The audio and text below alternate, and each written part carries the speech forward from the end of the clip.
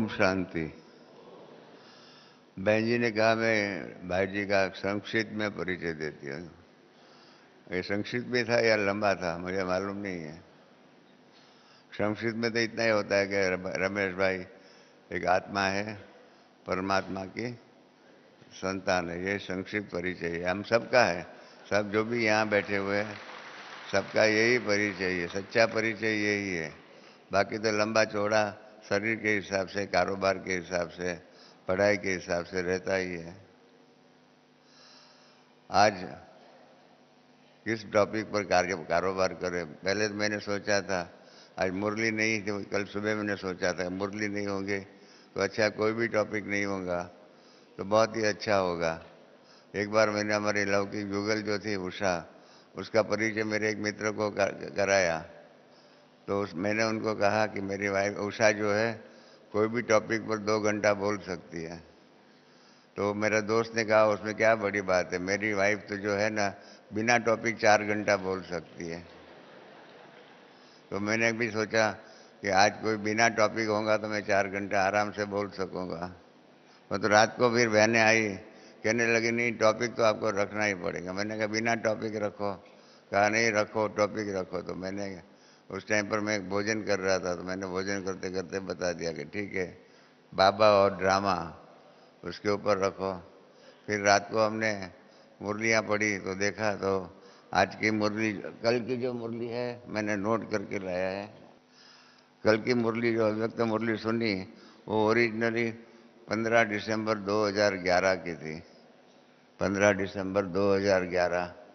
और वो रोजरी में भी आ गई है, सब जगह पर गई है। आप उसी मुरली के हिसाब से पढ़ना और क्लास कराना तो हो सकता है। गुलजार दादी का चित्र जो है टीवी पर 7 बजे आया, 7:01 के वो बाबा के पास गई, 7:03 जो है बाबा की प्रवेशता हुई, 7:08 तक बाबा ने दृष्टि दिया और उसके बाद मुरली चलाना शुरू किया और 7:58 या 8 बजे तक समझो कि बाबा ने मुरली चलाई। उसके ऊपर भी क्लास कर सकते हैं, परंतु टॉपिक दिया गया है बाबा और ड्रामा। उसके कारण मैं अपना विचार प्रकट करूं आपके सामने। पहले एक सवाल पूछता हूं, सब ऑनेस्टली जवाब देना, ऑनेस्टली सत्यता के आधार पर। कल सुबह आप सब यहाँ क्लास में तो बैठे होंगे, क्लास में जब बैठे हुए होंगे शारदा बहन ने फिर अनाउंस किया, मालूम है ना शारदा बहन ने क्या अनाउंस किया कि गुलजार दादी जी अहमदाबाद तक तो आ गए हैं, परंतु अहमदाबाद में उनका स्वास्थ्य जो है वो ऊपर नीचे हो गया है, इसके कारण वो आज नहीं आ सकेंगे। बराबर है, ऐसा ही कुछ सुना था ना आप सब ने, हम सब ने सुना। और इसके कारण कैसा प्रोग्राम चलेगा योग करने का, ये सब बारी बातें कि जो शारदा बहन ने सुनाई। निर्भय भाई ने भी उसके ऊपर सबको समाचार दिए हैं। तो मेरा एक प्रश्न ये है, आप ऑनेस्टली जवाब देना कि बाबा तो कहते हैं वाह बाबा वाह ड्रामा, वाह बाबा वाह ड्रामा। हर बात में कोई भी बात हो जाए उसके अंदर यही बात हमेशा पक्की रखने की है, वाह बाबा वाह ड्रामा। अब कल मैं आप फिर से कह रहा हूँ ऑनेस्टली जवाब देना। जब शारदा बहन के मुख से सुना कि बाबा का प्रोग्राम आज नहीं हो सकेगा, बाबा मिलन नहीं हो सकेगा, आपके मन में क्या रिएक्शन आया? कईयों ने मेरे मिले थे, उन्होंने कहा मेरे को हमारे मन में तो यही रिएक्शन है, अरे हम इतनी मेहनत करके आए। कर्नाटक वाले कहाँ कहाँ दूर दूर से आते हैं, कई जगह से आए, इंदौर वाले आए अलग जगह से, भोपाल वाले अलग जगह से आए, कितने दूर दूर से कितनी मेहनत करके आए। और यहाँ आने के बाद बताया जाता है कि बाबा मिलन नहीं होगा, तो कईयों के मन में नेगेटिव विचार भी आए। मैं कईयों को जानता हूँ जिन्होंने प्रोग्राम बना, और नज़दीक जो होते नहीं गुजरात के होते हो तो कार में यहाँ आते हैं और कार में यहाँ आकर के मुरली सुन करके फिर ब्रह्मा भोजन कर करके चले जाते हैं। और जैसे ही उनको मालूम पड़ा कि बाबा नहीं आने वाले थे। इन्होंने क्या किया, आने का प्रोग्राम ही कैंसिल कर दिया। तो ऐसे आप सब यहाँ बैठे हुए हैं, आप सबको किसी को मन में आया वाह ड्रामा, वाह ड्रामा, वाह बाबा, इस प्रकार से आया क्या? ये क्या, अरे बाबा ये क्या हो गया ड्रामा में, आप क्यों नहीं आते हैं? हम तो आपको मिलने के लिए इतने दूर दूर से आए, साल में एक बार तो, वर्ष में एक बार तो मिलना होता है। हाँ, क्या मन में संकल्प चला? किसी के मन में ये चला कि वाह बाबा, वाह ड्रामा, बाबा नहीं आते हैं तो भी उसके बारे में यही कहा जाए वाह ड्रामा। इस प्रकार से वाह ड्रामा का उद्गार, रिएक्शन कहीं किसके मन में निकला कि वाह ड्रामा, अच्छा हुआ।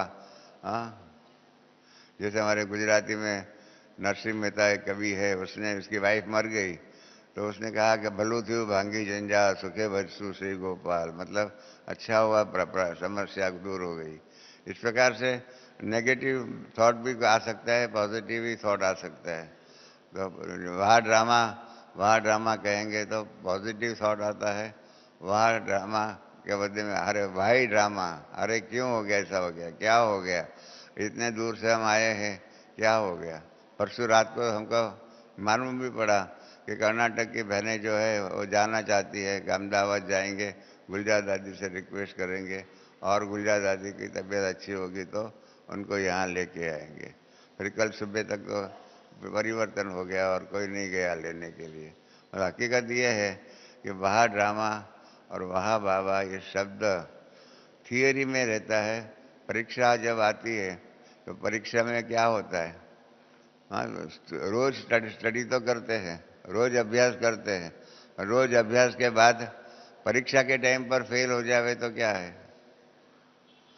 और गुजराती में एक जो घोड़े की रेस चलती है ना, तो रेस के टाइम पर ही घोड़ा नहीं चलता है, बाकी चलता रहता है, तो उसका फायदा क्या।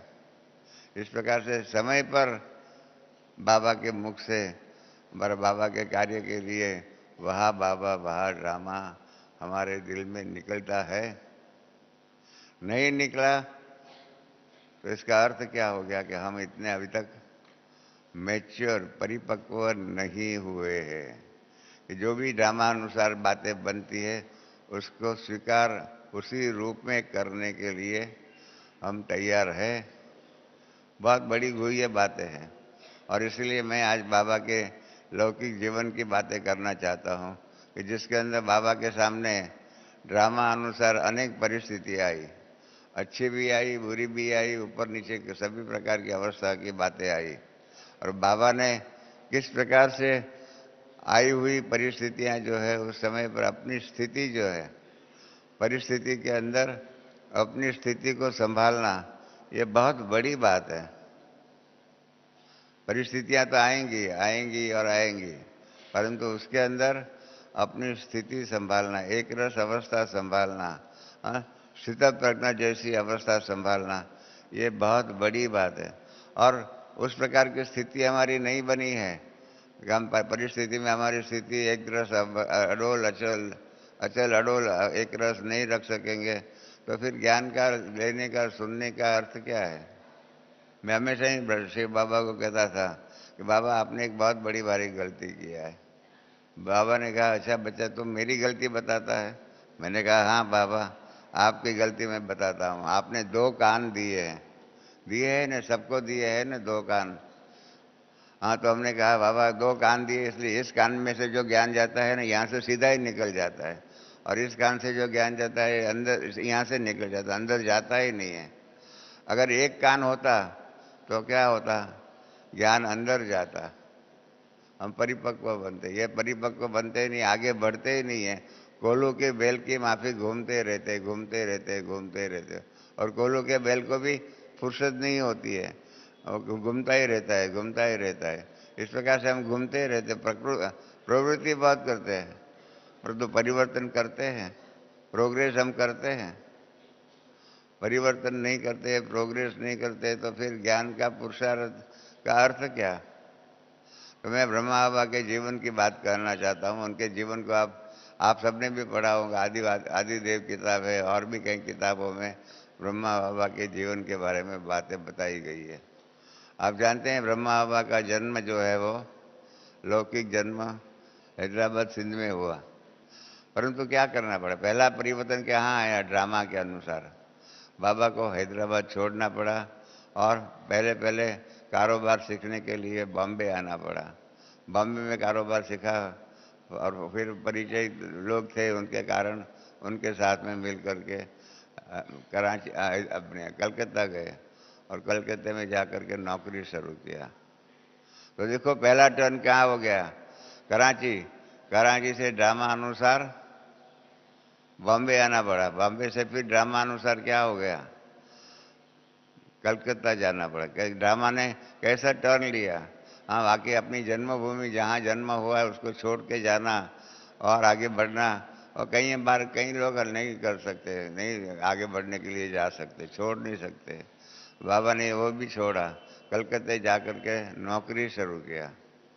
आपको मालूम है ब्रह्मा बाबा ने नौकरी जब शुरू किया डायमंड मर्चेंट्स के पास, ज्वेलरी मर्चेंट्स के पास, तो उनका पगार था 17 रुपया और 2% कमीशन। वो सेल्समैन थे, जो ज्वेलरी बेचते हैं ना उसकी बिक्री करने के लिए जो निमित्त बनता है वो सेल्समैन जो है उसको 2% कमीशन मिलता है। 17 रुपया पगार।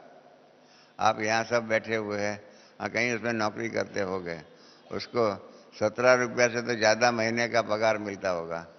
कोई यहाँ ऐसा है जिसका मंथली पगार 17 रुपये से कम हो? तो कोई नहीं है। 17 रुपये से ज़्यादा होगा। मतलब उस ज़माने में ब्रह्मा बाबा का पगार 17 रुपया प्लस 2% कमीशन। हमारे नारायण दादा ने हमको बताया कि बाबा का पहला वर्ष का एवरेज पगार 23 रुपया थी, एवरेज पगार, क्योंकि 17 रुपया पगार और कमीशन, तो सारे साल का कमीशन गिनती करे तो करीब 72 रुपीज़ पगार कमीशन मिला हुआ था।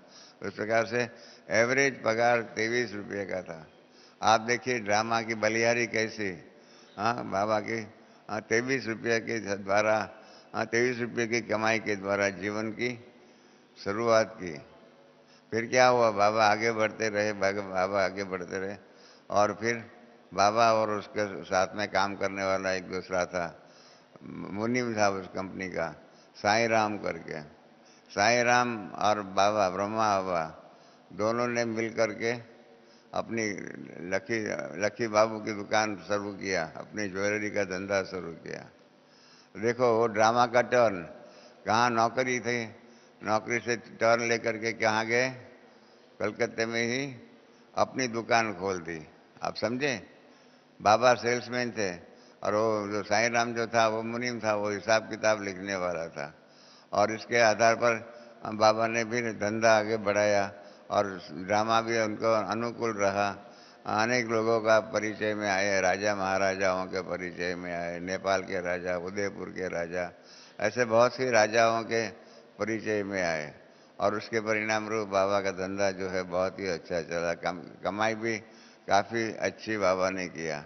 तो ये ड्रामा ने बाबा को बहुत अच्छा आगे बढ़ने का, धन कमाने का रास्ता बताया। वो अच्छा है, ड्रामा का पार्ट अच्छा था, परंतु साथ के अंदर ही बाबा ने क्या हो गया आपको मालूम नहीं होगा। बाबा के 2 बच्चे और 3 बच्चियाँ थी। तो एक बड़ा बच्चा था किशनचंद की शादी की बात आई तो बाबा ने दादी ब्रिजेंद्रा जो है उसके परिवार को देखा हुआ था। तो बाबा ने नक्की किया था कि ये इसका नाम राधिका थी, दादी ब्रिजेंद्रा का। और राधिका जो है ना, उसकी शादी मेरे बड़े बेटे किशनचंद के साथ होनी चाहिए। उसके लिए क्या किया बाबा ने, उस ब्रिजेंद्रा दादी का भाई को कलकत्ते बुलाया। वो कुछ काम के आया था तो अपने पास भी बुलाया, भाई हमारे कराची का, हैदराबाद का है, उस प्रकार से। और अपनी दुकान बताई, दुकान के अंदर ज्वेलरी बताई है, इस राजा के लिए ज्वेलरी बनी है, इस रानी के लिए बन रही है, इस प्रकार से इतनी चीज़ें अच्छी बताई। और दूसरी आप सबको मालूम नहीं होगा बाबा के जीवन की बात, बाबा डायमंड खरीदते थे, बाबा डायमंड खरीदते थे, परंतु उसकी टर्म्स ये थी उसका पेमेंट जो है 6 से 12 महीने के बीच में देने का। आप समझे? धंधा के अंदर जो व्यापारी है को मालूम है हम पैसा जल्दी नहीं मिलता है, कभी 6 महीने के बाद मिलता है, कभी 8 महीने के बाद मिलता है, कभी 12 महीने के बाद। तो 6 महीने से 12 महीने के बीच में देना होता था। तो बाबा क्या करते थे? बाबा जो बाबा का ज्वेलरी जो है ना फटाफट बिक्री होती थी। ज्वेलरी जो है ना बनी और बनने से पहले ही उसके लिए ऑर्डर आ जाता था, अर्थात ऑर्डर पर बाबा ज्वेलरी बनाते थे। तो परिणाम रूप क्या हो गया कि जो डायमंड जो थे उसकी तो बिक्री 15 दिन में हो गई और पैसा आ गया। और पैसा देने का जो था मालिक जिससे खरीद किया डायमंड उसको 1 साल के बाद देना था। तो बाबा ने क्या किया? पैसा हुंडी पर ब्याज पर देना शुरू किया। आप समझे मेरी बात को?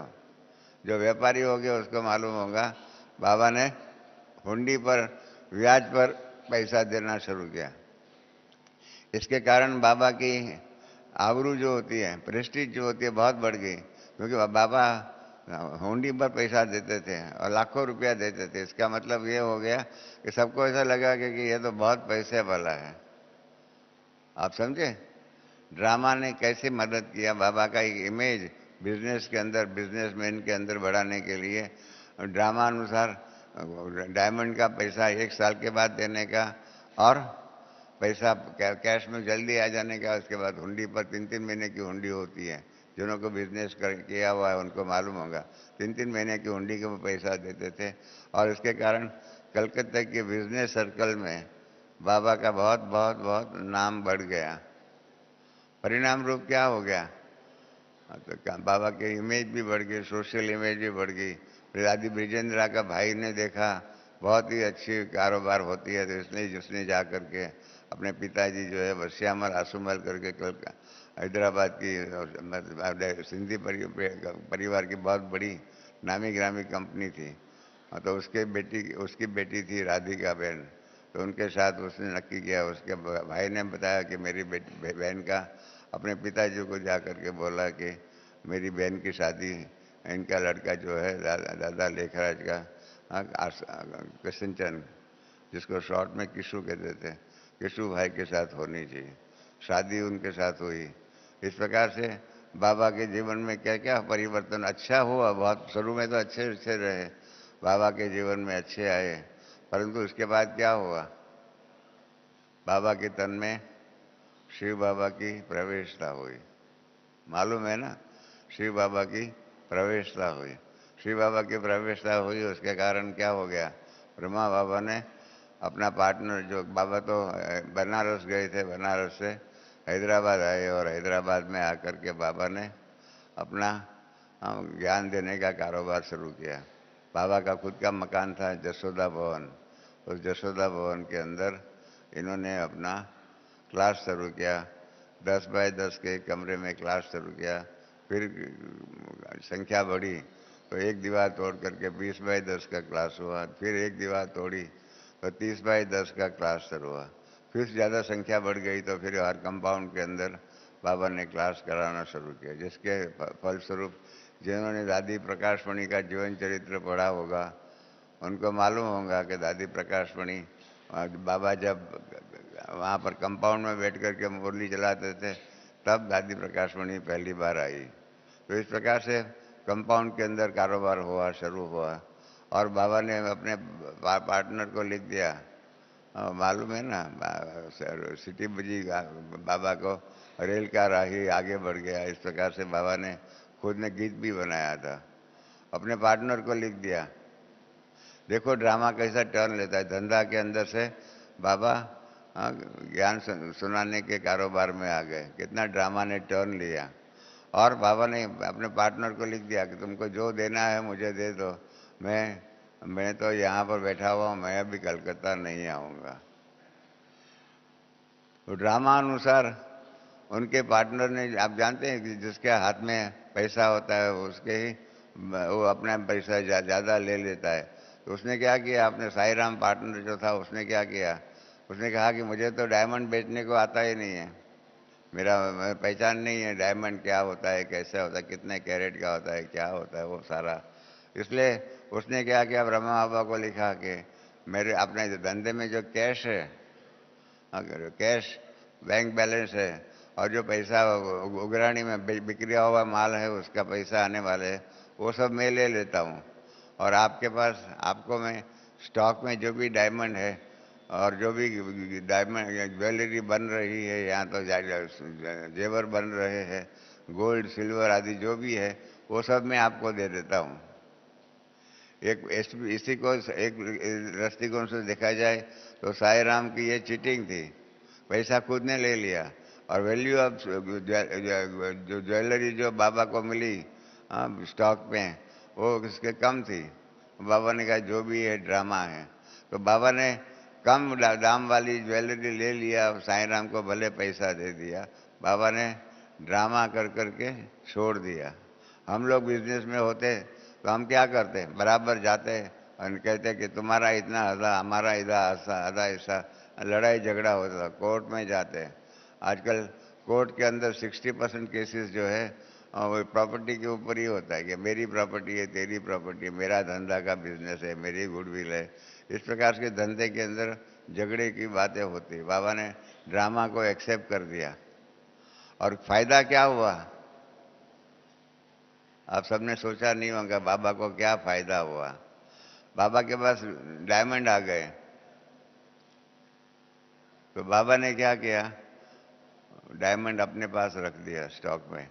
और जैसे जैसे जरूरत पड़ी इस प्रकार से डायमंड बेचते गए। कलकत्ते में जाकर के दादा विश्व किशोर जो है वो जाकर के कलकत्ते में बेचता था बाबा ड्रामा अपने डायमंड। और क्या हो गया, मैं दाम तो बढ़ते रहते हैं, हाँ, हर चीज़ के दाम बढ़ते रहते थे। बाबा का उस जमाने में जो था 9 रुपये की एक गिनी थी, उसको बढ़ते गई बढ़ती गई। आज को आप जानते हैं कितने 22-25 हज़ार रुपये की एक गिनी हो गई है, एक मोहर जो होती है सोना मोहर। तो इस प्रकार से दाम बढ़ते गए, दाम बढ़ते गए।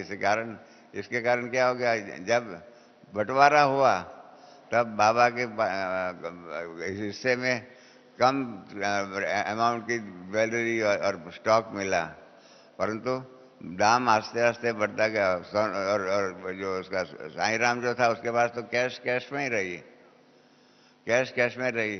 तो वो तो दाम दाम बढ़ेगा तो कैश का तो कुछ नहीं फायदा होगा, फर्क नहीं पड़ेगा। पर चीज़ जो थी बाबा के पास डायमंड के रूप में जो चीज़ें जो थी उसका दाम बढ़ता गया। तो देखो ड्रामा ने कैसा टर्न लिया। साईं राम ने अपने पास कैश सब रख दी तो उसका ड्रामा अनुसार नुकसान ही होता रहा, क्योंकि दाम बढ़ते गए, पैसा पैसा ही रहा। और यहाँ ब्रह्मा बाबा के पास डायमंड का कैसा बढ़ता गया, दाम बढ़ता गया। और उसके परिणाम रूप क्या क्या हो गया, कारोबार में आगे बढ़ते गए। और बाबा के उस धन के आधार पर ये यज्ञ की स्थापना भी हुई। और 250-300 या 400 का, पहले 400 थे, ऐसे भाई बहन आए, उनके साथ में भी बैठ करके उनकी पालना का कारोबार किया। कोर्टों में केस भी हुआ, साधु वासवानी आदि ने जो भी है बाबा के आगे आकर के वहाँ पर पिकेटिंग भी किया। पिकेटिंग किया तो क्या किया, बाबा ने कहा ठीक है बच्चे जो भी है पिकेटिंग कर। कोर्ट में केसेस चले, मम्मा को भी कोर्ट में जा कर के गवाही देनी पड़ी। तो इस प्रकार से कोर्ट में केसेस चले, सब कुछ होते हुए बाबा ने एक्सेप्ट किया ड्रामा जो है उसके आधार पर जो है। कोर्ट केस में कहीं में हार भी गए। जो जो बहनें बाबा के पास घर बार छोड़ कर के आई थी, वो 18 साल से जो बहनें कम थी उसको उनके घर में वापस भेजना पड़ा। और जो 18 साल से ऊपर की थी उनको अपने घर में, मतलब यज्ञ के अंदर शामिल किया गया। तो इस प्रकार से कोर्ट के अंदर खट्टी मीठी बातें बनी। 18 साल से कम वाली बहनें जो है उनको घर पे भेजना पड़ा, 18 साल से ऊपर की बहनें जो थी उसको ड्रामा अनुसार रखना पड़ा। तो ये भी एक ड्रामा का टर्न, कि कहीं बहनें गई, कहीं बहनें रह गई। मातेश्वरी को भी बाबा ने देखा और बाबा ने परख लिया और उसके साथ बातचीत किया। और मातेश्वरी ने अपना जीवन समर्पित कर दिया बाबा के लिए। और बाबा ने एक ओम मंडली करके कम्युनिटी बनाई और उसका चेयरपर्सन जो है मातेश्वरी को रखा। इस प्रकार से बाबा का कारोबार चला। फिर क्या हुआ, फिर क्या हुआ आप जानते हैं। फिर क्या हुआ, हिंदुस्तान पाकिस्तान हुआ। उसके पहले एक बात बताना भूल गया, हैदराबाद में थे हैदराबाद की सिंधी कम्युनिटी आदि बहुत तंग करती थी, तो इसलिए बाबा ड्रामा अनुसार, हाँ, ड्रामा को एक्सेप्ट करते हुए हैदराबाद से कराची आए। आप समझे। हाँ, संस्था वहाँ पर हैदराबाद में अच्छे रिश्ते थी। बाबा का खुद का मकान था और सब कुछ अच्छा, सब प्रकार की सब सुविधा थी। बाबा वो सब सुविधा को छोड़ करके 39 के ऐसे कुछ साल में कराची आ गए। बाबा ने क्या किया, बहुत अच्छी बात की कराची में। कराची में आकर के कोई भी मकान अपना खरीद नहीं किया। ड्रामा अनुसार कोई भी मकान अपना खरीद नहीं किया, किराए पर रहे। हैदराबाद में जो जसोदा भवन था उसको भी बेच दिया, यहाँ किराए पर रहे। इसके कारण क्या हुआ, जब कराची छोड़ करके भारत आए तब किराए का मकान था इसलिए छोड़ दिया, उसका नुकसान भी नहीं हुआ, छोड़ दिया। कोई चलो आपका मकान है आप वापस ले लो। इसके कारण अगर खरीदी किया हुआ मकान होता तो क्या होता, मकान छोड़ना पड़ता, उसका पैसा भी चले जाते। तो ये भी ड्रामा ने बाबा को कैसे मदद किया कि हैदराबाद में खुद का मकान था परंतु कराची में किराए के मकान, क्लिफ्टन में रहे, सोल्जर बाजार में रहे हैं, सबको आपको इतिहास में मालूम होगा, आदिदेव किताब पढ़ना। तो उसके कारण क्या हो गया, कराची में आना पड़ा, वो भी ड्रामा का टर्न हो गया। फिर कराची के अंदर पाकिस्तान गवर्नमेंट भी हो गई। पाकिस्तान गवर्नमेंट ने भी बाबा को कहा कि आप यहाँ रहो, आप तो देवता हो, आप तो खुदा के नूर रतन हो, आप यहाँ ही रहो। परंतु जो बहनें माताएं जो सरेंडर हुई थी, उनके रिश्तेदार जो थे, उनके रिश्तेदारों ने कहा कि नहीं आपको हिंदुस्तान आना पड़ेगा। उसमें दीदी मनमोहिनी जो थी, उसका चाचा जो था मूलचंद चाचा, मूलचंद चाचा ने ऑफर किया ब्रह्मा बाबा को कि आपका कराची से हिंदुस्तान आने का स्टीमर में बुक किया, ओखा तक स्टीमर में आए, ओखा से फिर स्पेशल ट्रेन में आबू आए, फिर आबू में ऊपर गए। ये सारा खर्चा जो है मूलचंद दादा ने कहा कि मैं करूँगा। परंतु ड्रामानुसार वो यहाँ आ गए। आने के बाद मूलचंद काका ने कह दिया ये तो मैंने आपको बुद्धू बनाने के लिए ही काम किया था, मैं आपको एक पैसा देने वाला नहीं हूँ। आप समझे कितना बड़ा ड्रामा अनुसार बाबा को धक्का लगा हुआ होगा।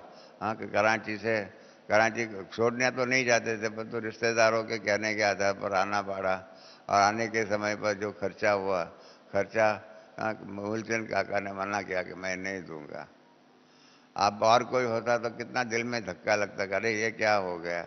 हाँ, ऐसा हमारे साथ धोखा किया, हमारे इतना हजारों का खर्चा हुआ, स्टीमर में आए, कराची से स्टीमर में बैठे, ओखा आए, ओखा से ट्रेन में आए, इन सब खर्चा जो है वो खर्चे का तो उसने दिया ही नहीं, तो भी बाबा ने एक्सेप्ट कर लिया।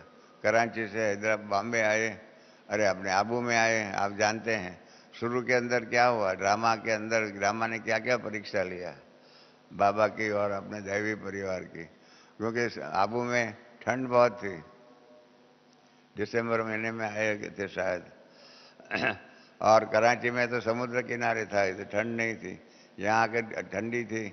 और फिर क्या था, यहाँ का पानी जो है मिनरल वाटर था, भारी था, तो कईयों की तबीयत बिगड़ी, कहीं क्या क्या हो गया, किस प्रकार से चलता रहा, बाबा ने यज्ञ को कैसे संभाला। हाँ, ये भी बहुत बड़ी बात है। बीमारियों के पेपर के समय पर ड्रामा अनुसार जो भी बीमार पड़े इन सबको बाबा ने संभाला और सबको अच्छी से तबीयत उसकी अच्छी करके बाबा ने माउंट आबू में रहने का प्रबंध किया। इतने में क्या हुआ,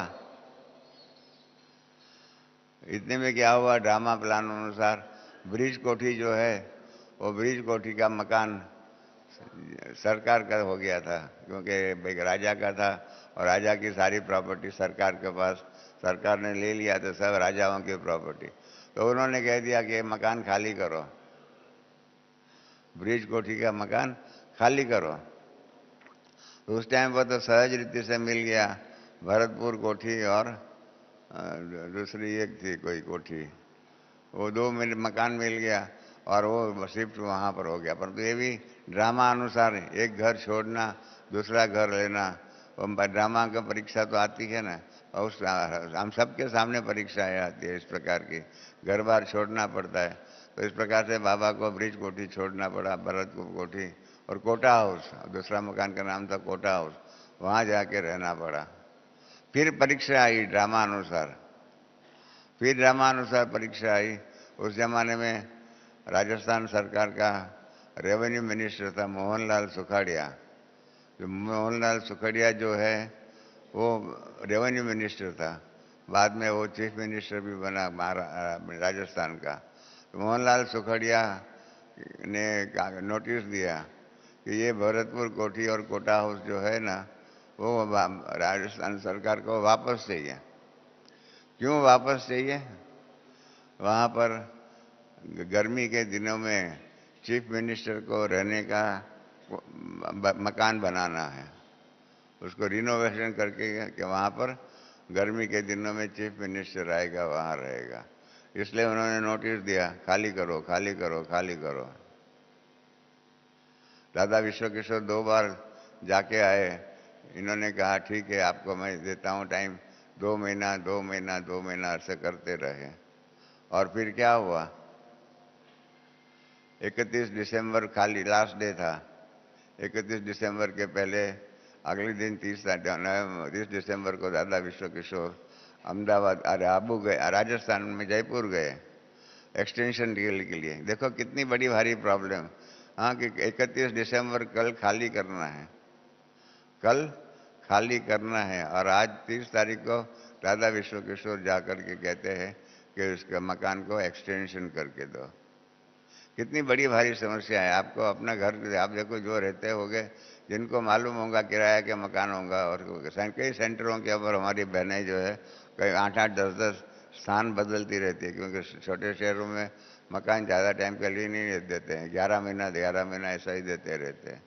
तो इस प्रकार से दादा गए 30 तारीख को, तो गवर्नर मोहनलाल सुखाड़िया ने कहा कि भाई हमारे तो चीफ मिनिस्टर के लिए ये मकान खाली कराना है, इसलिए हम आपको एक्सटेंशन नहीं दे सकते हैं। कल 31 दिसंबर को आप खाली नहीं करके देंगे तो मैं सिरोही का कलेक्टर को फ़ोन करके बोलूँगा और आपको आपके पास आकर के आपका सामान आदि जो है ना सब रास्ते पर फेंक दूंगा। देखो कितना बड़ा ड्रामा अनुसार परीक्षा आई। तो उसने कहा ठीक है, दादा विश्व किशोर का मैं देखता हूँ क्या कर सकता हूँ। बाबा ने क्या किया, बाबा ने देखो कैसी युक्ति किया, ड्रामा के अंदर रास्ता कैसे निकालना चाहिए। और लोग जो है मूंझ जाते हैं, डिप्रेशन में आ जाते हैं, समझ सोच नहीं सकते क्या करना चाहिए क्या करना चाहिए।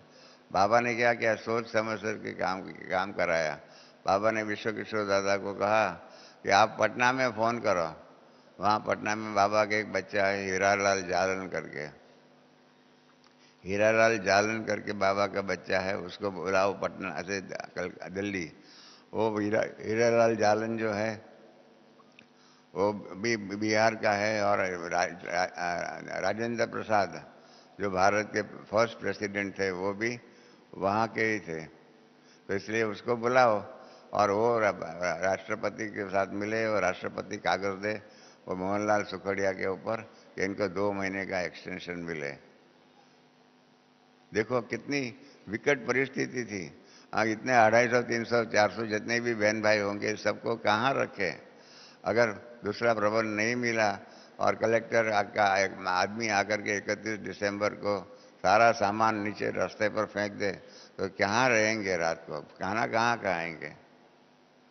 बाबा ने उसको कहा हीरालाल जालन को, दादा विश्व किशोर ने हीरालाल जालन को फ़ोन किया। दूसरे दिन सुबह हीरालाल जालन भाई जो है एयरपोर्ट में पटना से आए दिल्ली, और वो दादा विश्व किशोर और जालन के रिश्तेदार जो थे उसकी कार थी, उसकी कार में बैठ कर के राष्ट्रपति भवन गए। राष्ट्रपति भवन में जा कर के हीरालाल जालन ने कहा कि हमको तो राष्ट्रपति को मिलना है। तो देखो, राष्ट्रपति के पीए ने क्या बोला, अरे कोई राष्ट्रपति कोई मामूली आदमी है क्या, ऐसा नहीं मिल सकता, अपॉइंटमेंट लेना पड़ता है क्या, ऐसे नहीं मिलेगा। तो उसने कहा और मेरा तो राजेंद्र बाबू जो है मेरा दोस्त है, मेरे को उसकी अपॉइंटमेंट की ज़रूरत नहीं है, हम तो बचपन के दोस्त हैं, साथी थे। तो गवर्नर उसके पीए ने कहा वो तो आप बचपन में होंगे, अभी तो आपका दोस्त राष्ट्रपति बन गया है। देखो परीक्षाएं कैसे आती है, ड्रामा अनुसार। तो दादा विश्व किशोर ने कहा चलो हम यहाँ बैठते हैं, देखिए रास्ता कुछ निकल जाता है। तो इतने में बैठे हुए थे, 10-15 मिनट हुई तो राजेंद्र प्रसाद अपने अशोका हॉल है, अशोका हॉल से निकल करके डाइनिंग में खाना का नाश्ता करने के लिए जा रहे थे। इन्होंने हीरालाल जालन को देखा। देखो ड्रामा कैसे है, कैसा वंडरफुल ड्रामा है।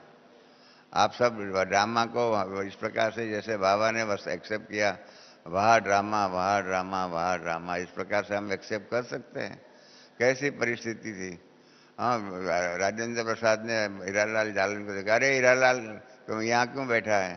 तो क्या उसने कहा कि मैं क्या करूँ, आपका पीए मुझे अंदर मिलने नहीं आने देते हैं। नहीं नहीं तुम अंदर आओ अंदर आओ। तो इसलिए हीरालाल जालन को और विश्व किशोर दादा को राष्ट्रपति ने अंदर बुलाया और कहा कि मैं नाश्ते पे जा रहा हूँ, चलो तुम नाश्ता करो। डाइनिंग टेबल पर बैठे तो उन्होंने कहा नाश्ता करो। तो हीरालाल जालन ने क्या कहा कि मेरा काम तुम पे दोस्त थे, तुमसे बात करते, आपसे बात नहीं करते थे। दोस्ती में तुम होता है ना, आप तो बड़े लोगों को कहा जाता है। कहा तुम मेरा एक काम कर दो तो मैं नाश्ता खाऊं। तो क्या काम है? तो क्या ऐसे ऐसे हमारा जो पिताश्री जो है उनको कोटा हाउस जो है वो खाली करने के लिए मोहनलाल सुखाड़िया ने बोला है, हम आपको रिक्वेस्ट करते हैं कि आप एक कागज़ लेटर ऑफ इंट्रोडक्शन दे दो और एक्सटेंशन 2 महीने का करा दो। उसने क्या क्या बड़ी बात है, वो नाश्ता करने से पहले उसने ही अपने पीए को बुलाया और राजेंद्र प्रसाद ने कागज़ डिक्टेट करा दिया।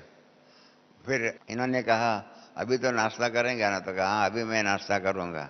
नाश्ता किया, इतने में कागज़ टाइप होकर के आ गया और राजेंद्र बाबू ने उसके ऊपर साइन किया, प्रेसिडेंट ऑफ इंडिया। और उनसे क्या कागज़ लेकर के दादा विश्व किशोर और ये जो हीरालाल जालन थे वो उनके रिश्तेदार की कार में दिल्ली से जयपुर आए। देखो कितना ड्रामा का भाभी है।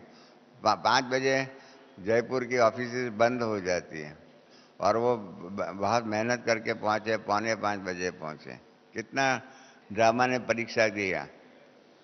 4:45 बजे पहुंचे और इन्होंने अंदर चिट्ठी भेजी विश्व किशोर दादा ने। तो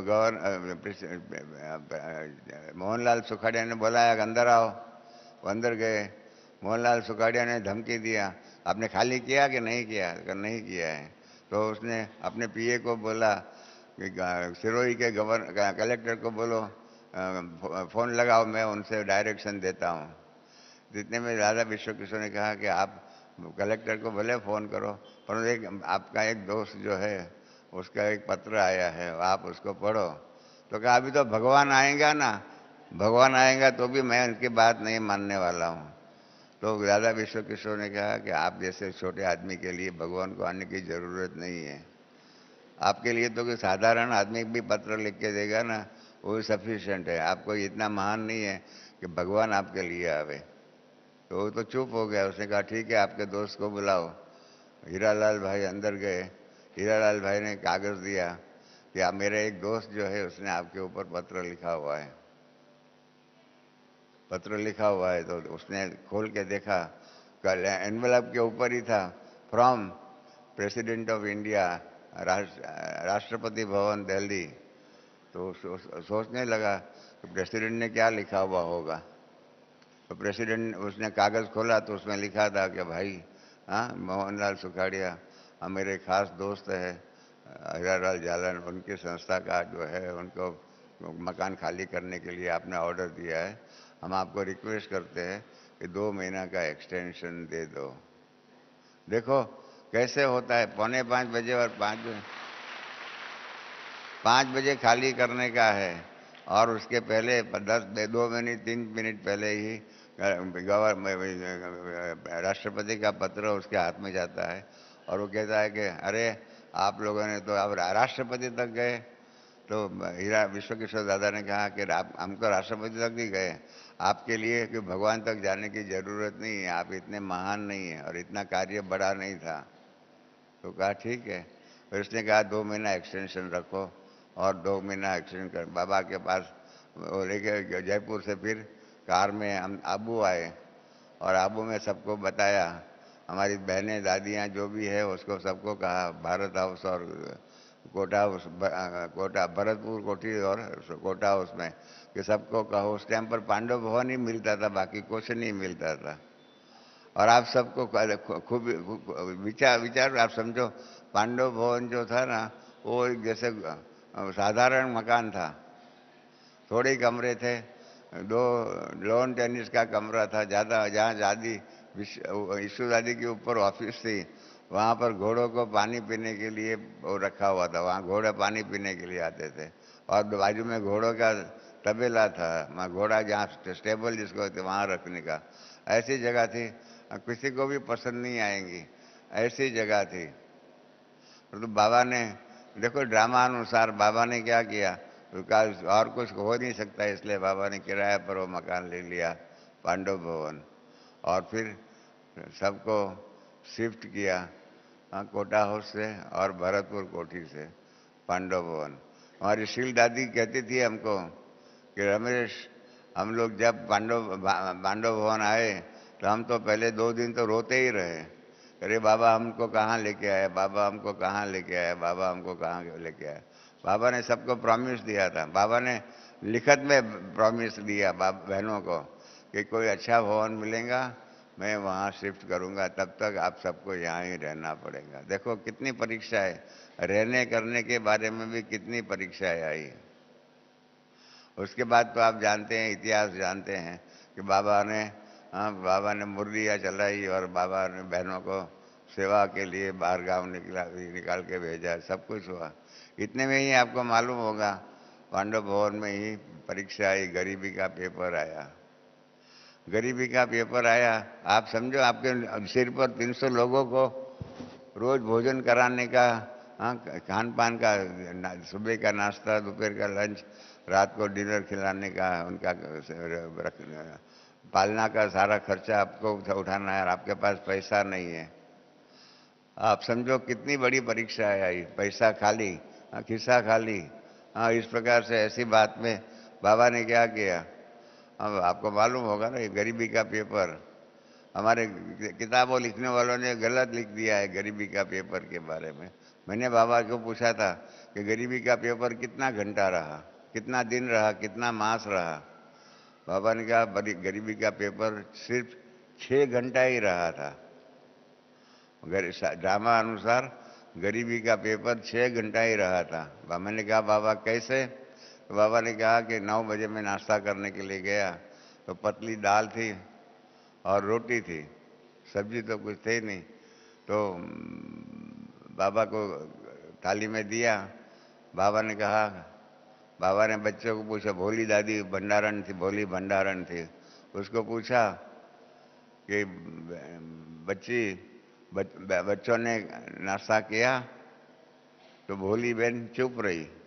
देखिए कैसी परीक्षा आई थी, ड्रामा कितना पेपर लेती। जैसे आपको मालूम होगा ना, राजा हरिश्चंद्र और तारामती, हरिश्चंद्र और तारामती का व्याख्यान जिन्होंने देखा होगा, सुना होगा, कैसे हो गया, उसका खुद का बेटा जो है मर गया, सांप ने काटा, और अब तारामती उसके बेटे को वहाँ पर अग्नि संस्कार के लिए लाए।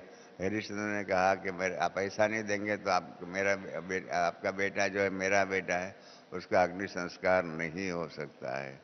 ऐसे ही नल और दमयंती का व्याख्यान महाभारत में पढ़ो, कैसे कैसे परीक्षाएं आती है। इस प्रकार से बाबा के सामने भी कैसी परीक्षाएं आई। बाबा ने, भोली दादी ने कहा कि बच्चों ने खाना नहीं खाया है, क्योंकि कोई है नहीं, कुछ चीज़ भी नहीं है। तो बाबा ने कहा ठीक है, कोई हर्जा नहीं है। देखो बाबा डिप्रेस नहीं हुए, इधर ड्रामा की परीक्षा के टाइम हम लोग क्या करते हैं, भूल जाते हैं। बाबा ने मुरली में भी कहा हुआ है कि समय पर ही हम ज्ञान भूल जाते हैं। हम वही है, हम वो पांडवों में कर्ण है ना, नाम सुना होगा कर्ण, अभी भी टीवी में सीरियल आती है, सूर्यपुत्र कर्ण। उस प्रकार से उसको समय पर ही ज्ञान भूल गया। इस प्रकार से हम सब कर्ण है पांडवों के, कि हम लोग को समय पर ज्ञान भूल जाता है। और इसके परंतु बाबा को समय पर ही ज्ञान, अपनी अवस्था को संभालना, अचल अडोल अवस्था जो संभालना, वो बाबा की महान दैवी भूमिका थी। बाबा ने उठ के अंदर कमरे में, बाबा के कमरे में आ गए। ऊपर आपने बाबा का कमरा तो देखा ही है, कई लोग जाते हैं, बाबा के चांदी के स्टार लाइट भी रखी हुई है। तो वहाँ पर वो गए और बाबा ने विश्व रत्न दादा को बुलाया। विश्व रत्न दादा को कहा कि जाओ बच्चे, आज की पोस्ट लेके आओ। पोस्ट जो है ना रोज सुबह 10 बजे आती थी। तो बाबा ने कहा जाओ, 9 बजे तो नाश्ता का था, उसके बाद ऐसा हुआ।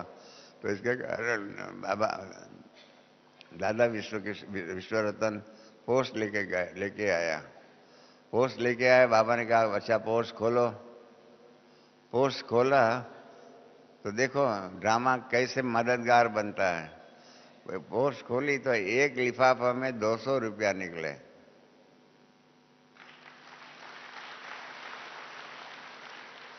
ड्रामा ने कैसा टर्न लिया, एक लिफाफा में 200 रुपया।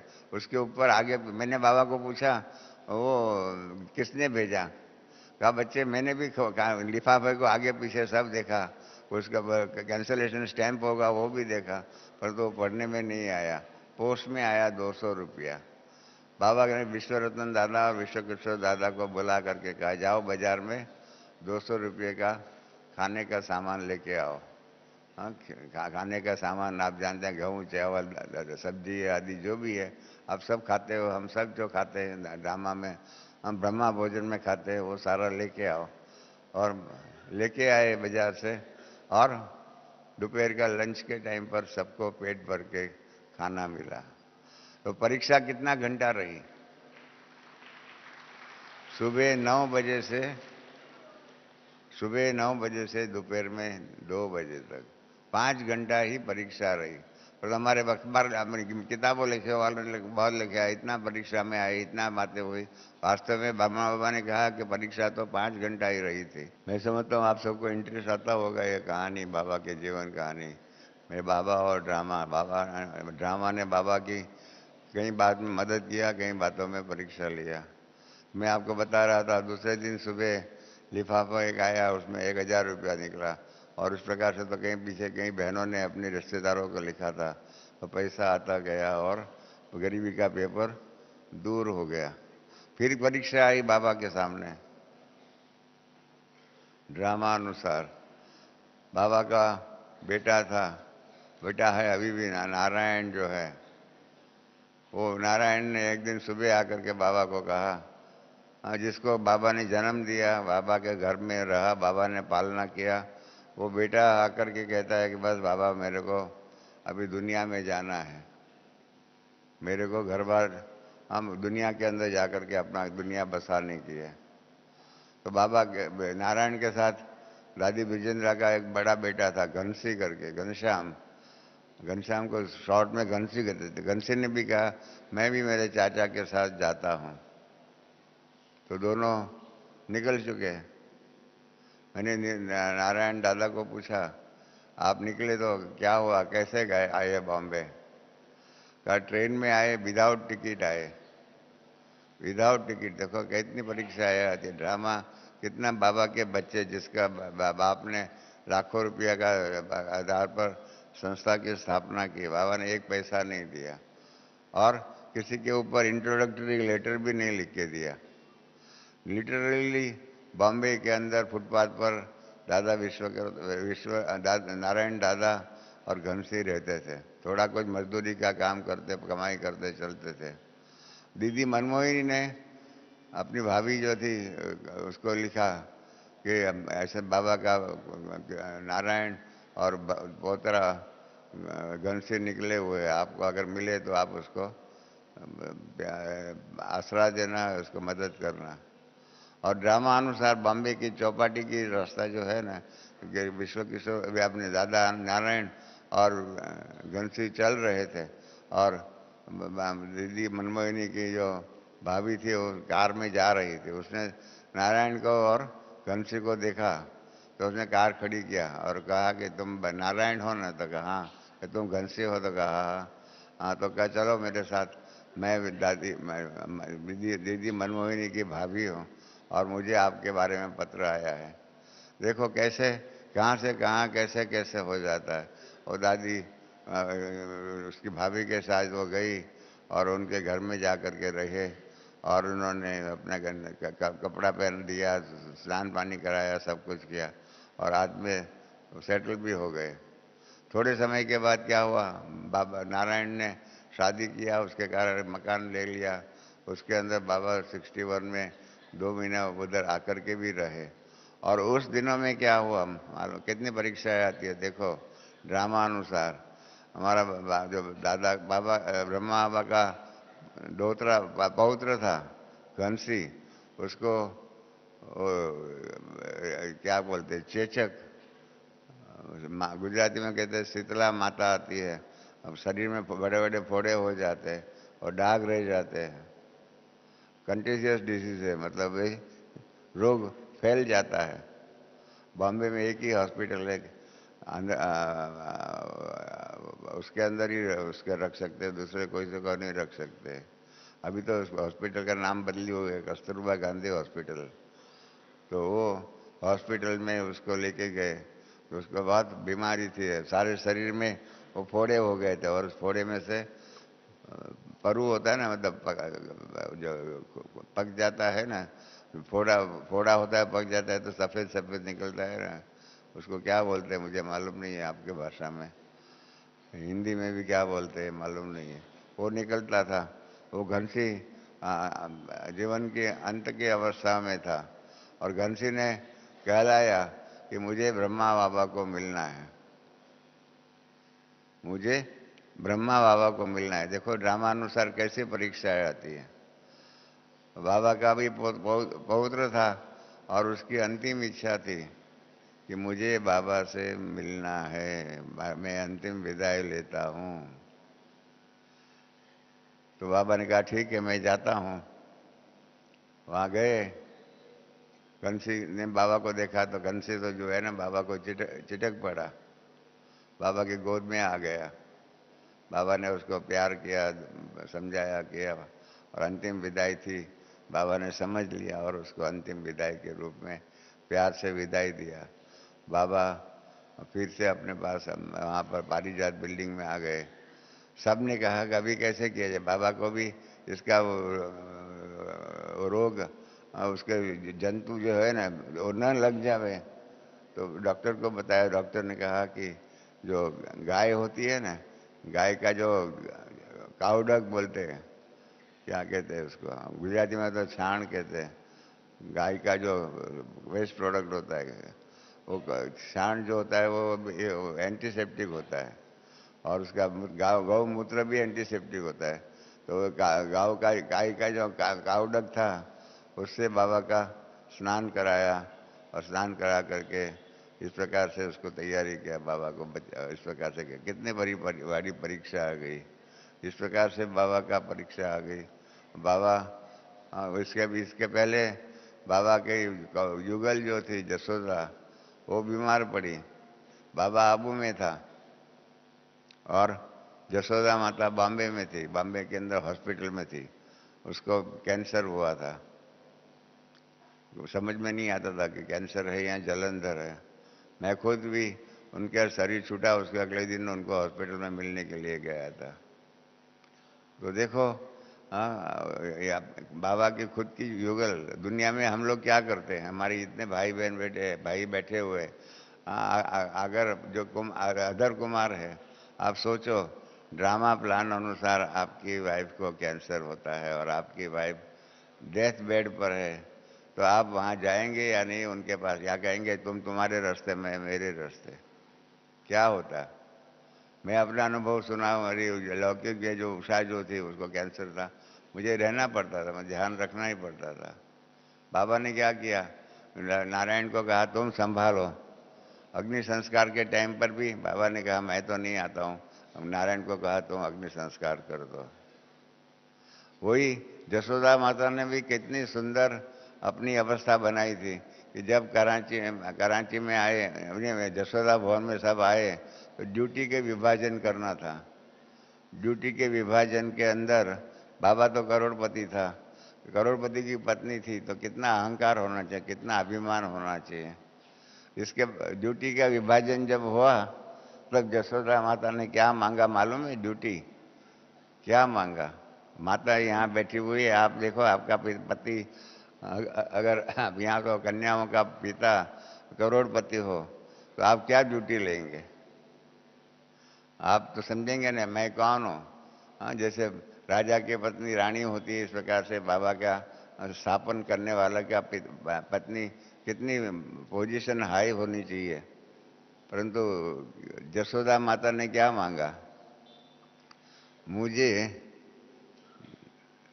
झाड़ू बर्तन और पोछा का, बर्तन धुलाई करने का, झाड़ू लगाने का और बर्तन साफ करने की ड्यूटी दो।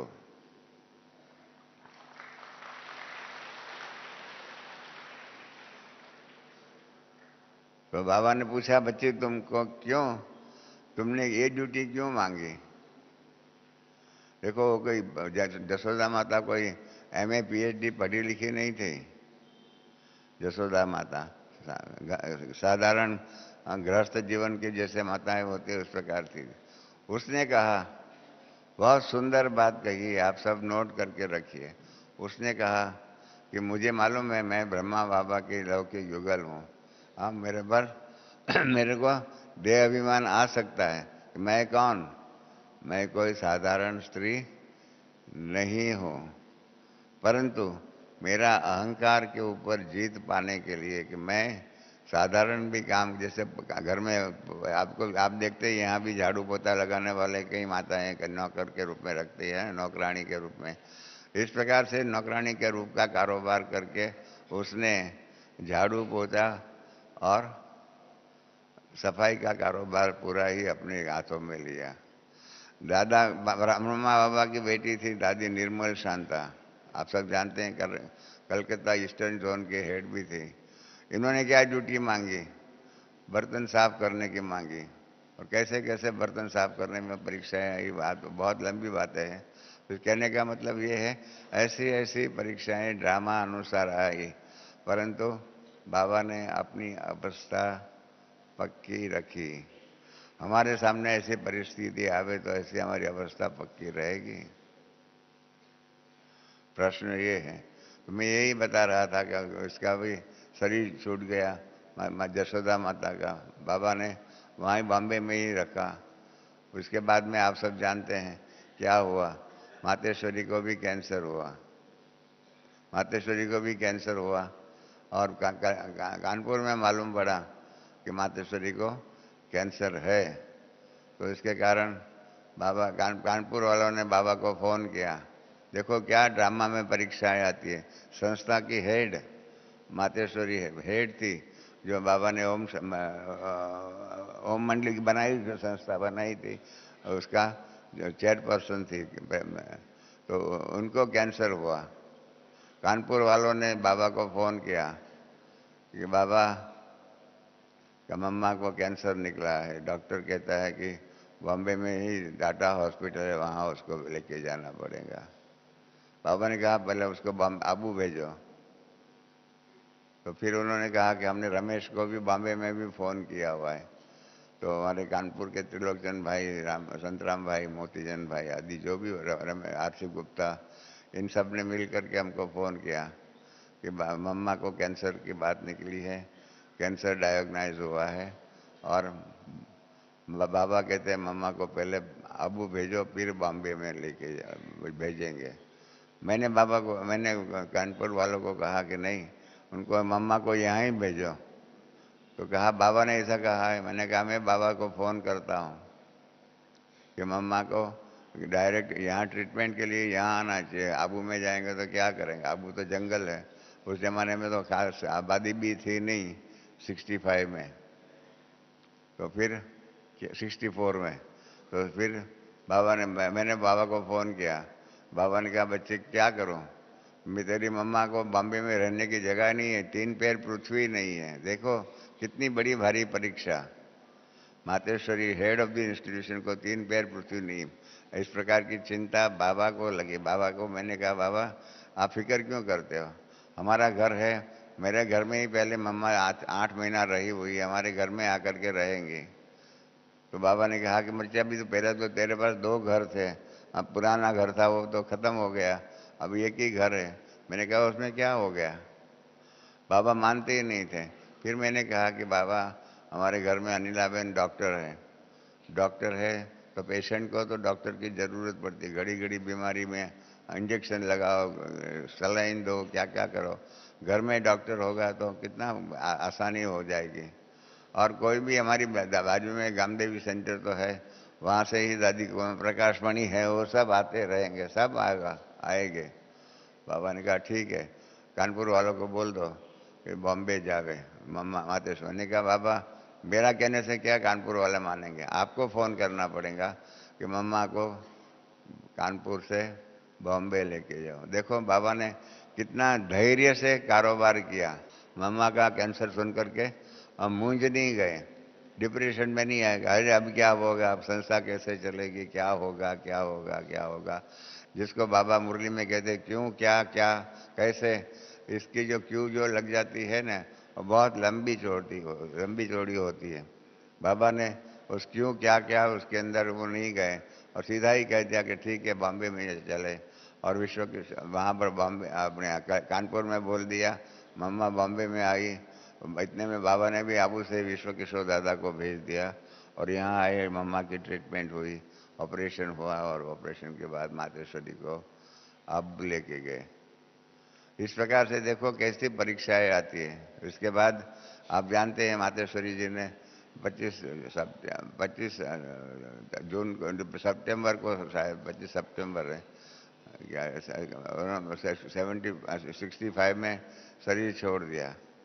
देखो कैसी परीक्षाएं आई। संस्था की मुख्य संचालिका जो है, जो सारा इंटरनल कारोबार संभालती थी, उसने शरीर छोड़ दिया। तो बाबा के सामने ड्रामानुसार कितनी बड़ी परीक्षा आई।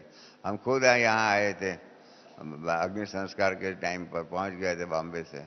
हमने बाबा को देखा हुआ है। बाबा ने अपनी अवस्था बिल्कुल अच्छी रखी थी, बिल्कुल अच्छी रखी थी। हम शाम को बाबा से मिले तो बाबा ने क्या कहा मालूम है,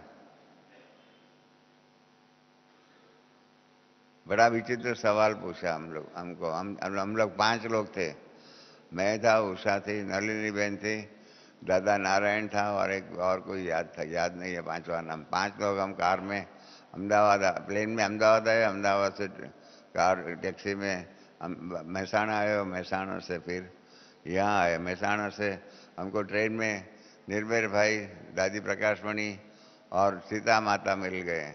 हम 5 और 3 8 आए, अग्नि संस्कार में पहुंच गए। बॉम्बे से सामान सब लाए थे, सुखड़ चंदन आदि सब लाए थे। उसके द्वारा अग्नि अंतिम विदाई दिया मातेश्वरी को। और शाम को गए, हमने समझा कि बाबा को तो बहुत वो हो गया होगा। बाबा के पास गए तो बाबा एकदम शांत थे। बाबा ने कहा बच्चे हम लोग, हमारा दिन ऐसे ऐसा होता था और तो बाबा का कुछ नहीं होता। बाबा ने सीधा ही पूछा, मेरे सामने ही देख करके पूछा कि बच्चा परचानी करने के आया हुआ है। परचानी ये सिंधी शब्द है, परचानी माना शोक प्रदर्शित करने को आया है। देखो बाबा में कितनी धैर्यता थी, कितना ड्रामा को ढाल बना करके कार्य करना। हम सब ड्रामा को ढाल बना करके कार्य करते हैं। बाबा ने कहा शोक प्रदर्शित करने आए हैं। मैंने कहा हाँ बाबा। बाबा ने कहा शोक की क्या बात है, जब तक शरीर था तब तक साथ में थी मम्मा, अब मम्मा एडवांस पार्टी में गई है, अच्छी बात है, उसमें शोक क्यों करते हो। बाबा का तो ड्रामा जो है वो चलता ही रहेगा। और इस प्रकार से बाबा ने ड्रामा को चलने दिया और हम लोगों को सबको खुश खुश कर दिया। दूसरे दिन योग यहाँ पर टीचर्स की भट्टी कर दिया, जिसमें सुदेश दादी आदि भी, चक्रधारी बहन भी थी शायद, इस प्रकार से जो थे। और इस प्रकार से कारोबार चलता रहा। पीछे 1 साल के बाद दूसरी परीक्षा आई बाबा के सामने, ड्रामा अनुसार। देखो, परीक्षा की बात बताता हूँ, ड्रामा कैसी बाबा की परीक्षा लेते था। आप कहेंगे सर्वशक्तिवान परमात्मा है तो फिर बाबा की परीक्षा क्यों नहीं ले जाए? हम तो ऐसा ही मानते हैं ना। अरे बाबा बैठा हुआ है, फिर परीक्षा क्यों आनी चाहिए, परीक्षा क्यों आनी चाहिए, क्यों आनी चाहिए? बाबा क्या कहते हैं, परीक्षा आएगी तो अच्छा है, हो गया, अब से द्वारा आगे बढ़ने का चांस मिलेगा। बाबा पॉजिटिव सेंस में लेता है। हमारे सामने परीक्षाएं आती है तो क्या होता है, ड्रामा अनुसार परीक्षाएं आती है हमारे में नेगेटिव। और उसमें भी बाबा का बनने के बाद तो सोचते हैं अरे बाबा का बन गया, उसके बाद हमारे सामने परीक्षा क्यों आती है, क्यों आती है, क्यों आती है, क्यों, क्या क्या प्रश्न हमारे सामने सदैव रहते हैं। बाबा के सामने अंत तक परीक्षाएं आती रही। तो बाबा के पास 66 की बात है, 66 में अपना जो पांडव भवन जो है, वो बाबा का पांडव भवन दादा विश्व किशोर के नाम पर था। तो वो बाबा को ट्रांसफ़र कराना, वो दादा विश्व किशोर की ऑपरेशन था, उसके पहले वो मकान जो है दादा पांडव भवन जो है वो 4 दादियों के नाम, दादी प्रकाशमणि, ब्रिजेंद्र दादी, चंद्रमणि दादी और दादी मनमोहिनी, उनके नाम पर, नहीं जानकी दादी, विजेंद्र दादी नहीं थी, जानकी दादी के नाम पर करना था। आज 3 दादियों ने तो शरीर अव्यक्त हो गए, खाली दादी जानकी शरीर में है। तो उस प्रकार से वो मकान उसके नाम में दादियों के नाम पर करना था, इसलिए दादा विश्व किशोर में और संतरी दादी दादा विश्व किशोर की लौकिक युगल आबू रोड पर आए। आबू रोड पर आए तो बाबा ने पत्र लिख करके भेजा। भोली दादी थी उस जमाने में, रेलवे में रिसीव करने के लिए। अभी आज के ज़माने में सोमशेखर आदि आते हैं, आप सबको मालूम होगा। उसके बदले में दीदी भोली दादी आई, उन्होंने चिट्ठी बाबा के दी हम दोनों के ऊपर, और साथ में नाश्ता भेजा था। कहा कि आप स्टेशन पर ही, प्लेटफॉर्म पर भी वेटिंग रूम में स्नान पानी कर लेना, नाश्ता भेजा है वो कर लेना, और मकान 4 दादियों के नाम पर ट्रांसफ़र, इसको रिलीज डीड कहते हैं, रिलीज डीड रजिस्टर करके फिर ऊपर आना। तो इस प्रकार से बाबा ने कितना धैर्य से अपना कारोबार उठाया और हम लोगों को बाबा का नीचे रजिस्टर करा करके ऊपर भेजा। और दूसरे दिन हम बॉम्बे से वापस जाने लगे। निकलने से पहले बाबा ने कितना धैर्य से काम किया हुआ होगा। चंद्रहास भाई, बाबा ऐसे फोटोग्राफ निकालने के लिए मना करते हैं। उस दिन बाबा ने चंद्रहास दादा जो है ऊपर सोया हुआ था, उसको उठाया, कहा नीचे आओ, और दादा विश्व किशोर के साथ मेरा अंतिम फोटो निकालना है। अंतिम फोटो शब्द नहीं बोला, फोटो निकालना है। दादा विश्व किशोर, मैं और बर्मा बाबा खड़े थे। अभी भी कई जगह पर आपने वो फोटो देखा होगा, ऊपर हिस्ट्री हॉल में भी वो देखने में आएगा। वो फोटो निकाल करके फिर हम लोग विदाई किया। तो ट्रेन में हमने विश्व किशोर दादा को पूछा, ट्रेन में, कि आज बाबा ने अपना नियम क्यों तोड़ा, फोटोग्राफ नहीं लेने की बात को तोड़ करके, छोड़ करके आज बाबा ने चंद्रहास दादा को क्यों उठाया। विचित्र सवाल था मेरा, और उसका जवाब उनसे भी ज़्यादा विचित्र था। दादा विश्व किशोर ने कहा कि बाबा को मालूम है ये मेरी अंतिम विदाई थी, ये मेरी अंतिम विदाई थी। बाबा, मैंने कहा बाबा ऐसा कैसे आपकी अंतिम विदाई, आपका तो खाली एक ऑपरेशन होने वाला है, उसमें क्या बड़ी बात है। कहा नहीं, मैंने बाबा को कहा है, बाबा को एप्लीकेशन दिया। देखो बाबा का राइट हैंड, राइट फ्रॉम, बाबा का लौकिक में भतीजा भी होता है, और 1937 से बाबा के साथ हर कदम पे कदम बाबा का, जैसे पीए का भी काम किया, राइट हैंड का भी काम किया, सब काम करते रहे। और उसने 66 में एप्लीकेशन दिया, 66 या 67 की शुरुआत में, कि मैं अभी एडवांस पार्टी में जाऊं। देखो, आपका भतीजा आपसे मांगे मैं एडवांस पार्टी में जाऊं। जो आपका राइट हैंड है 1937 से 66 तक आपके साथ में है, और आपने ही उनको आगे बढ़ाया, बिजनेस में भी आगे बढ़ाया, उसकी दुकान खोल दिया ज्वेलरी की।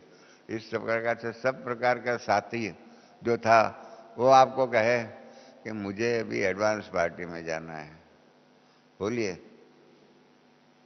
किस प्रकार से परीक्षाएं आती होगी, ड्रामा अनुसार कैसी परीक्षाएं बाबा के सामने आई होगी। बाबा ने उनको समझाने की कोशिश किया तो दादा विश्व किशोर ने कहा कि नहीं, अभी तो बाबा आपके पास पढ़े लिखे आ गए, जगदीश बच्चा आ गया है, निर्भय भाई आ गए, ब्रिजमोहन भाई है, रमेश है, ये सब जो है पढ़े लिखे हैं, मैं तो साधारण हूँ। मैं हमेशा ही आप जाने वाले ट्रेन में होते उसके पहले जा कर के ट्रेन का रहने करने का, ट्रेन में जाने का रिजर्वेशन आदि का बंदोबस्त करता था। मैं इसी प्रकार से एडवांस पार्टी में जा कर के भविष्य की तैयारी करने के लिए जाना चाहता हूँ। इच्छा मृत्यु इसको कहते हैं, इच्छा मृत्यु। ऐसा इच्छा मृत्यु आपका भतीजा आपके सामने बात रखे, आपको क्या लगेगा, क्या आपका व्यवस्था होगी? आप छुट्टी देंगे प्यार से? बाबा ने छुट्टी दिया। बाबा ने कहा ठीक है बच्चे, ड्रामा को जो भी मंजूर होगा आप भले करो। और इसलिए दादा ने बॉम्बे में आए, हम लोग बॉम्बे में आए, ऑपरेशन हुआ। ऑपरेशन हुआ, ऑपरेशन के कारण रात को उनको रात को नींद नहीं आती थी, और रात को उसको नींद की गोली नहीं देते थे। तो बाबा को मालूम पड़ा, दादी प्रकाश मणि बॉम्बे में थी, इन्होंने दीदी मनमोहिनी को कहा कि विश्व किशोर दादा को रात को नींद नहीं आती है। तो बाबा ने विश्व किशोर दादा को सकाश दिया, योग की सकाश दिया। बाबा योग करते रहे और दादा विश्व किशोर को बॉम्बे में हॉस्पिटल के अंदर नींद आ गई।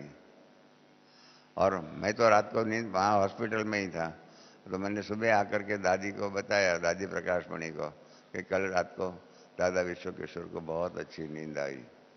इतने में आबू से फ़ोन आया, बड़ी दीदी ने दीदी मनमोही प्रकाश मणि को कहा, अरे प्रकाश मणि, कुमार कहा, तुमने ये क्या किया? क्यों बाबा को बताया कि विश्व किशोर दादा को नींद नहीं आती? कल रात सारी रात ब्रह्मा बाबा जागते रहे, योगदान देते रहे, सकाश देते रहे। और विश्व दीदी दादी प्रकाश मणि ने कहा कि हाँ, कल रात को भाव को विश्व किशोर दादा को बहुत अच्छी नींद आई। देखो इस प्रकार से योगदान देने के लिए भी तैयार, तत्पर। परंतु क्या हुआ, 5वें दिन दादा विश्व किशोर का शरीर छूट गया। मैंने खुद ने, मैं आपको अपना अनुभव सुनाता हूँ, मैंने खुद प्रयत्न किया कि अभी दादा विश्व किशोर की बॉडी को आबू ले जाना चाहिए। हमने डाकोटा प्लेन चार्टर फ्लाइट का भी बंदोबस्त कर दिया कि हम बॉम्बे से अहमदाबाद और अहमदाबाद से फिर एम्बुलेंस बुला करके दादा विश्व किशोर की बॉडी को आबू लेके आएंगे। हमने बाबा को फ़ोन किया कि बाबा, दादा का जो है इतना, दादा ने त्याग तपस्या पुरुषार्थ किया है, अपनी भी सारी संपत्ति यज्ञ में समर्पित की थी, और उसकी बॉडी का अग्नि संस्कार तो आबू में होना चाहिए, आपके हाथों से होना चाहिए। देखो बाबा क्या जवाब देता है। इस प्रकार का ड्रामा को एक्सेप्ट करके इस प्रकार की अवस्था धारण करना बहुत कठिन बात है। बाबा ने मेरे को कहा, बच्चे क्या करेंगे, हमारा कनेक्शन तो आत्मा के साथ था, शरीर के साथ तो नहीं था, आत्मा के साथ हमारा था। और वो आत्मा तो आगे हमारी छुट्टी लेकर के एडवांस पार्टी में गई है, इसका शोक कैसे करेंगे, एडवांस पार्टी में गई है, अच्छी बात है। तो इसके लिए उसके अग्नि संस्कार के लिए बॉम्बे लाने की, आबू से बॉम्बे से आबू लाने की ज़रूरत नहीं है, आप वहाँ ही अग्नि संस्कार कर दो। वहाँ नारायण बच्चा भी है, दादी प्रकाश मणि भी है, आप सब बैठे हुए हो, आप वहाँ ही अग्नि संस्कार कर दो। कितनी धैर्यता के आधार पर कल तक का जो अपना राइट हैंड जो था वो आज शरीर छोड़ता है। कल तक जिसको नींद लाने के लिए, रात को नींद आवे उसके लिए सारी रात जाग करके योगदान देना, सकाश देने वाला ब्रह्मा बाबा, हाँ, शरीर छूटने के बाद आबू लेके आने की परीक्षा यहाँ तो कारोबार डाकोटा प्लेन में बॉम्बे से अहमदाबाद और अहमदाबाद से एम्बुलेंस में बॉम्बे आबू लेके आने का कार्य नहीं करते हैं, नहीं सैंक्शन देते हैं। आप समझो कितनी बड़ी बात है। आप सब जो कहेंगे, सब तो यही कहेंगे, अरे सर्वशक्तिमान परमात्मा था तो भी क्या हुआ, क्या हुआ, क्या हुआ, क्या हुआ। इस प्रकार से ही करते रहते हैं। हम लोग मानते हैं, बाबा को तो मालूम है, हम ज्ञान का फायदा लेने के लिए, ज्ञान से प्राप्ति करने के लिए, ज्ञान से कमाई करने का हम नहीं करते। धन का दुनिया में क्या करते, कहीं धन की कमाई करने का आदि का काम हम बाबा के बनने के बाद भी करते। बाबा का ज्ञान को कॉमर्शियल रूप में कॉमर्शियल रूप में उसका फायदा लेने का प्रयत्न करते हैं। बाबा ने परीक्षाएं इतनी आई तो भी कभी भी यज्ञ के अंदर कॉमर्शियल रूप में, कमाई के रूप में काम नहीं किया। हमेशा ही त्याग, तपस्या, पुरुषार्थ और उसके द्वारा ही आई हुई समस्याएं जो भी है ड्रामा अनुसार, ड्रामा के। मैं आपको बताऊं एक दूसरा, 62 में मातेश्वरी जी, मैं यहाँ बॉम्बे आबू में था, 62 में मातेश्वरी जो है पंजाब आदि का चक्कर लगा करके हापुड़ जा करके, हापुड़ से फिर दिल्ली होकर के आबू में आई। मम्मा का स्वागत किया हम लोगों ने। मम्मा ने हापुड़ की परिस्थिति बताई कि हापुड़ में एंटी पार्टी ने बहुत परेशान किया। बलदेव भाई जो इसके गले में सांप डाला था, ऐसी ऐसी काफ़ी परीक्षाएं लिया। खाना पीना बंद, पानी बंद, बिजली बंद, सब कुछ बंद कर दिया था जहाँ सेंटर था उसका। सफाई करने वाले को भी अलाउ नहीं, सब्जी वालों को भी कुछ भी नहीं लेके जाने का, कुछ भी नहीं खाने का। तो ऐसे ही परिस्थिति में रखा हुआ था। और मातेश्वरी ने आकर के आबू में आकर के रात्रि क्लास के अंदर हापुड़ की सारी परिस्थिति का ज्ञान सुनाया। तो मेरा मन भी ऐसे ऐसे हिल गया। मेरी स्थिति भी हिल गई। क्या देखो, बाबा का बनने के बाद कितनी परीक्षाएं आई, कैसे आई, ऐसा कैसे हो सकता है, ऐसा नहीं होना चाहिए। मैं खुद भी हिल गया था। तो मैंने रात को भी भोजन के बाद बाबा के पास गया। मैंने बाबा को कहा कि बाबा, हापुड़ का सारा समाचार सुन करके मेरी तो अवस्था हिल गई है। आपको कुछ नहीं होता है, आप तो संस्था के हेड है, स्थापक है, अलौकिक पिता है। आपको, मैं एक साधारण हूँ, वो भी हिल गया तो आपको तो क्या हो गया होगा। अगर हमारी संस्था, बाबा को लगा होगा मेरी संस्था को ऐसा ऐसा होता है, कैसे कर सकते हैं। बाबा ने बहुत सुंदर मुझे जवाब दिया।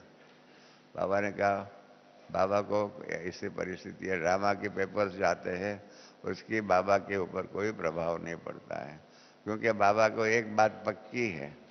वो आप सब, हम सब यहाँ बैठे हुए हैं, उन सबको वो बात पक्की मन में धारण करनी चाहिए कि बाबा ने कहा कि 5000 वर्ष पहले जैसे स्थापना हुई थी नई दुनिया की और पुरानी दुनिया का परिवर्तन हुआ नई दुनिया में, इसी प्रकार से 5000 वर्ष पहले जो हुआ था उस प्रकार से हो रहा है। और इसके कारण उसके अंदर कोई भी प्रकार का दुख, अशांति या उद्वेग आदि कुछ भी नहीं होना चाहिए। हमको हमेशा ही एक्सेप्ट करना चाहिए, वाह ड्रामा वाह।